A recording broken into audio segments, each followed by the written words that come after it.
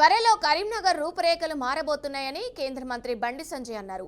Smart city, Swachh Bharat, Amrit స్కీమ్ల ద్వారానే కరీంనగర్ అభివృద్ధి జరగబోతుందన్నారు. వీబీజీరామ్జీ పథకంతో ఉపాధి కూలీల ఆదాయం రెట్టింపు అవుతుందని తెలిపారు. ఇక ఈ పథకం ద్వారా ఏడాదికి 200 రోజుల ఉపాధి దొరుకుతుందని, పనుల విషయంలో కేంద్రం జోక్యం ఉండదని బండి సంజయ్ స్పష్టం చేశారు. నేషనల్ హౌసింగ్ బ్యాంక్ నుంచి కరీంనగర్ కార్పొరేషన్ కు 50 కోట్ల రూపాయలు విడుదలైనాయి.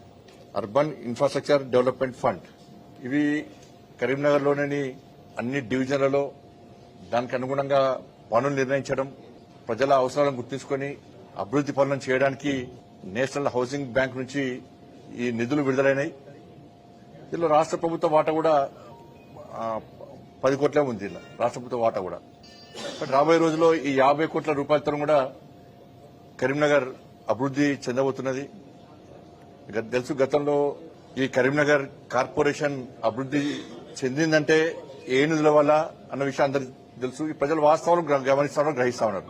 స్మార్ట్ సిటీ నిధులతో పాటు 14th, 15th ఫైనాన్స్ నిధులు గాని, అమృత్ నిధులు గాని, స్వచ్ఛ భారత్ నిధులు గాని, ఇట్లా అనేక రకాల కేంద్ర ప్రభుత్వం యొక్క నిధులతోని మాత్రమే ఈ కరీంనగర్ కార్పొరేషన్ ఇలా అభివృద్ది చెందింది.